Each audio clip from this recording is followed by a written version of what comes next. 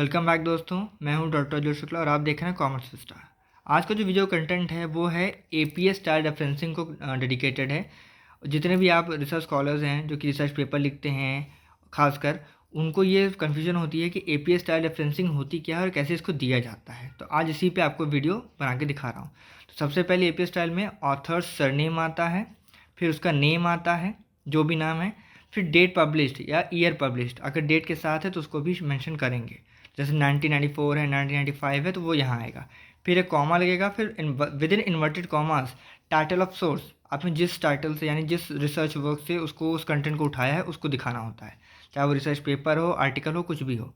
फिर location of publisher यानी journal name, आपने जर्नल से उठाया है, मैगजीन से उठाया है, कि आपने पूरी वो थीसिस वर्क को लिया है, उसके बारे में मेंशन करना होता है। फिर 6 नंबर पे पब्लिशर होता है, यानी जिसकी पब्लिकेशन है। फिर है यूआरएल फॉर ऑनलाइन रिट्रीवल, यानी अगर आपने उस पर्टिकुलर जो रेफरेंस है जिसको आपने अगर ऑनलाइन और ऑफलाइन दोनों किया है, तो अगर ऑफलाइन किया है तो इसकी ज़रूरत नहीं है, लेकिन अगर ऑनलाइन रेफ़र किया है तो उसको आपको यूआरएल भी मेंशन करना होता है, यानी वेबसाइट भी मेंशन करनी होती है जहाँ से आपने वो पर्टिकुलर रेफरेंसिंग ली है। अब आइए इसका एग्जाम्पल देख लेते हैं।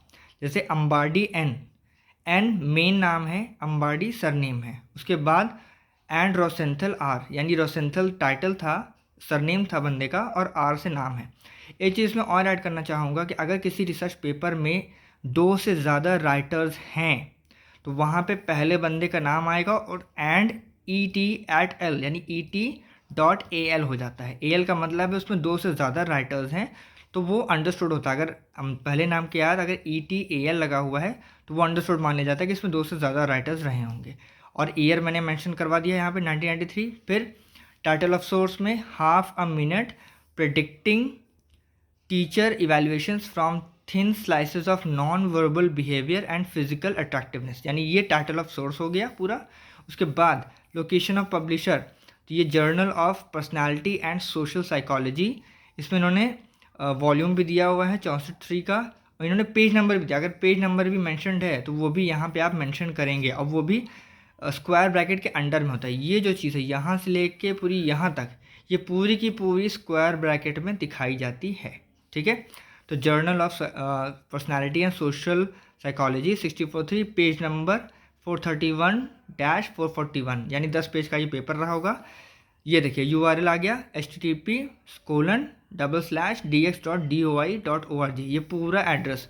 यहाँ पे DOI के साथ साथ उस पर्टिकुलर यूआरएल का भी मेंशनिंग की गई है जहाँ से ये पेपर उठाया गया है। तो ये थी आपकी APS style referencing. I hope आपको ये समझ भी आएगा, और अगर कोई डाउट हो तो आप इस वीडियो के लास्ट में अपने डाउट्स पोस्ट कर सकते हैं। See you in the next video. Thank you.